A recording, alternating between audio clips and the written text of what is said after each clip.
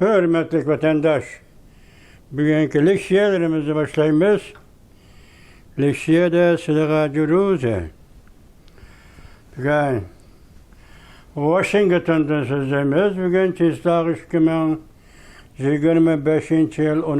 ayının 15. günü. Hepteki çarşamba vatandaşım. Yakından beri leksiyalarını sözlep gülüvatımız, vaziyetki münasebetli sözlep gülüvatımız. Vaziyet her günü özgürüp duruvatıdı vatandaş. Yani bu vaziyetin özgürüş şekli, özgürüş mezmunu.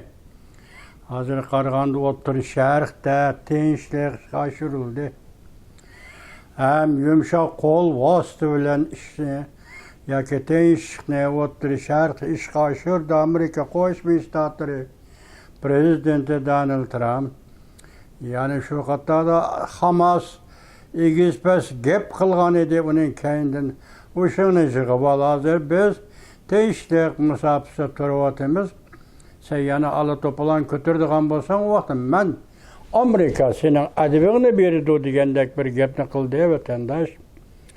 Endi hazır Qaraganda tahlillerde bundak bir narsa yetip kelmediken umumlaştırıp aytganda otur şərqdə tinçlikni işqa aşırğandan keyin dünyanın vaziyeti qaysi tarafga yetkilidi. Yani gepning oşuğunu aytganda Asiya tinchlik yani rayoniga yetkilemdi qandaq. Mana shunday gap vatandaş. Endi hozir tunigillati yani 10. ayning 9.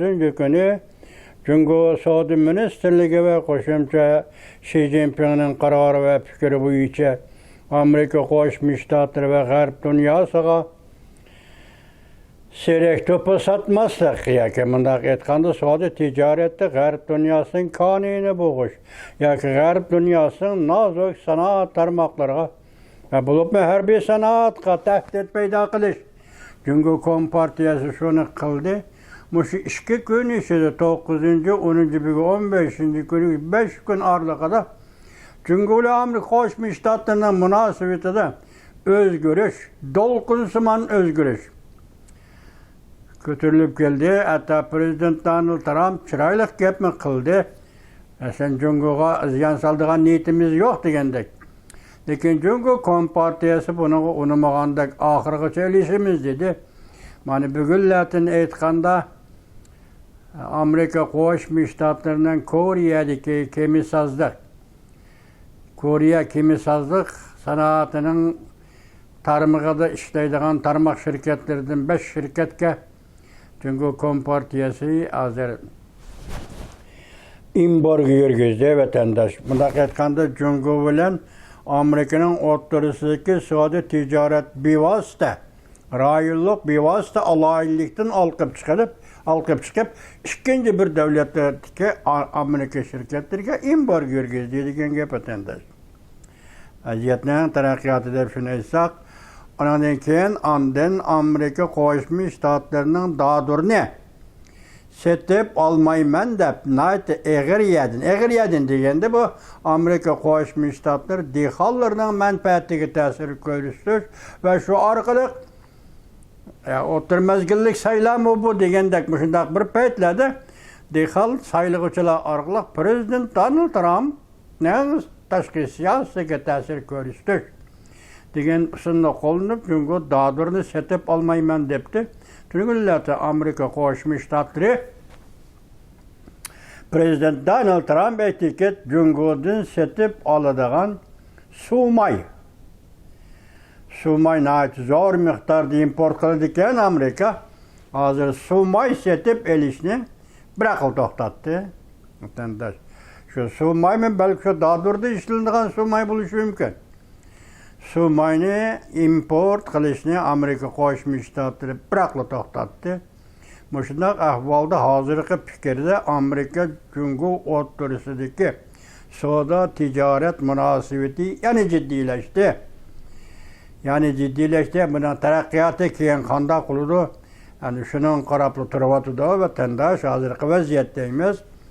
Mushu bir kun, 2 kun yoki bir sotka ichida yani ondan başka bir vaziyet, Janubiy Osiyodagi vaziyet, mushu bir kun, 2 kun ichida Pakistan Afg'onistonga, avval Afg'oniston Pokistonga hücum qilib, hozirgi hisobda Afg'onistonda 200 dan ortiq Taliban askeri qismlari vafot bo'ldi. Hozir bugun hisobda to'xtadi, urush to'xtadi. Biroq Janubiy Osiyoda bu bo'layotgan ishlarning nima ekanligini tagiga yetib bo'lmaydi vatandosh. Pokistonning ayblashi bo'yicha, masalan, Afg'oniston Hindistonning go'mashchisi dedi deb turgan. Sizlarga shunday aytdik. Bugun bu to'xtadi, biroq bu yerda hozir siz bizga nisbatan yoki Amerika Qo'shma Shtatlariga nisbatan xushallanarli bir ish. Pokiston harbiy taraf yoki shu pasni asnima deniz portini yasash to'g'risida Amerika Qo'shma Shtatlari bilan kelishim imzoladi. $500 milyon kelishim imzoladi. Bu pasni deniz portini yasaydigan bo'ldi.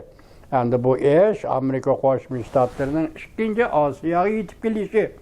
Belki ochiq aytganda Amerika Qo'shma Shtatlarining O'rta Osiyoga yetib kelishi deb aytishim bo'ladi vatandosh.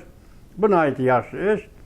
Endi hozir Pokiston bilan Afg'oniston urushida Afg'oniston passiv o'ringa tushib qolgandek. Hindiston qo'llasimi, Rossiya Skot Tarovasimi yoki Jungo qo'llayman, qarishtirman deyemmisimi? Jungoning ishga yaqin do'sti, birinchi do'sti Pokiston. Keyin singib kirish uchun bor tirishchanlikni ko'rsatib, bir kuni ishga ishib, bir kuni mag'lub bo'lib, Afg'oniston bilan tuzuk munosabat o'rnatammisimi? Har holda Afg'oniston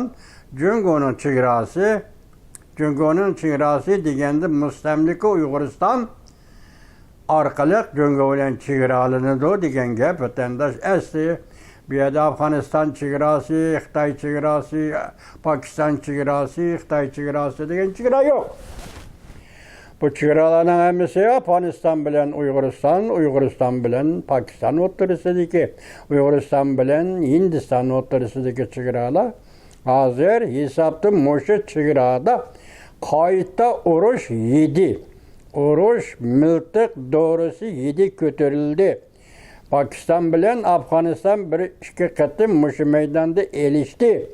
Desa, endi bundan keyingi mushu rayonning tinchligini nima deb tushunish kerak? Bundan keyin mushu rayonning vaziyat taraqqiyoti qanday taraqqiy qiladi deb ko'ngil bo'lish kerak bo'ladi va diqqat qilishga arziydi vatandosh.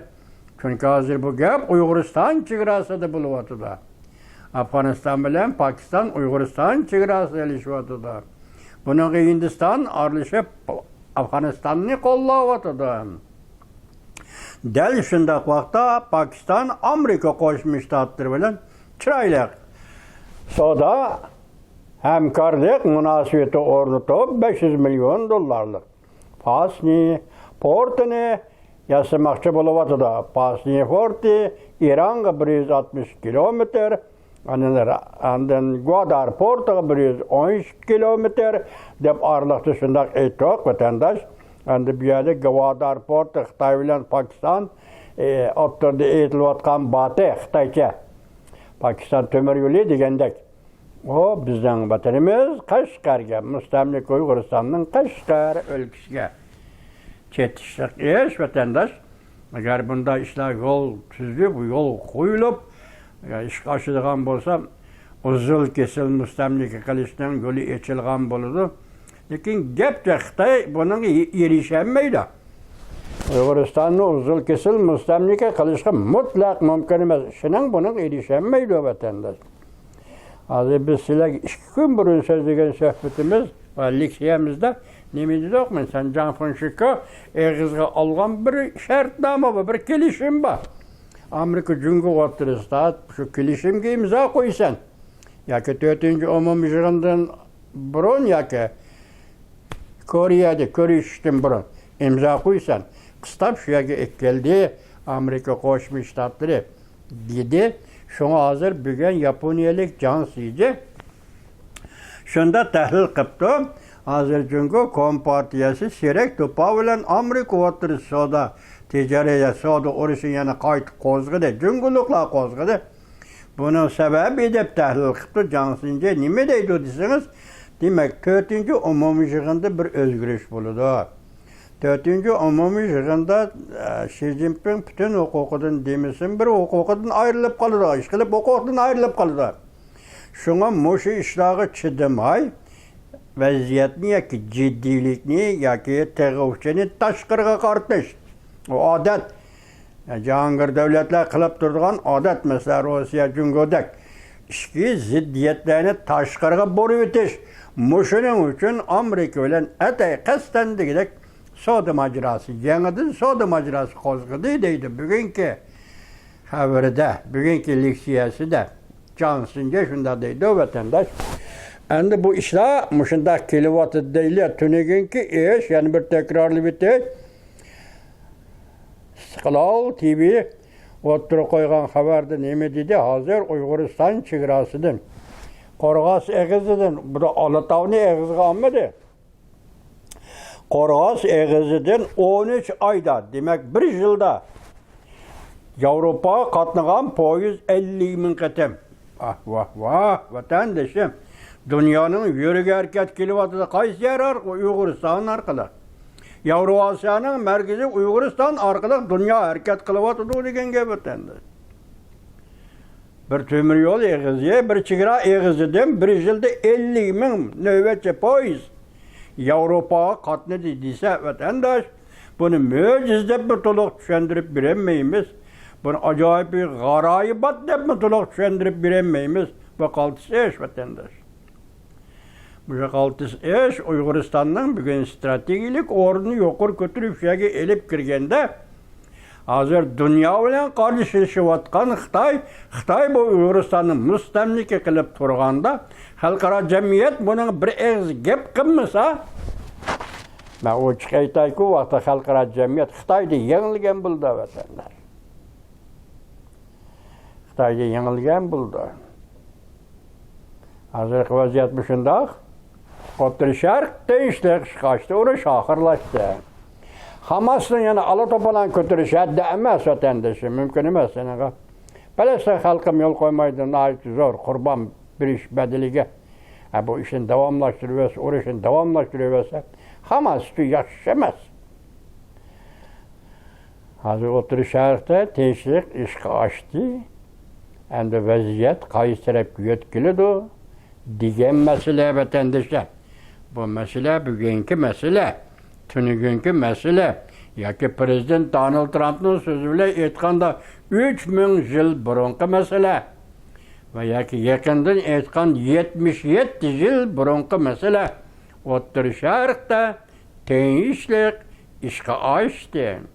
Haydakçılık kılgan Prezident Amerika Koşmuş Ştatlarının Prezidenti Donald Trump.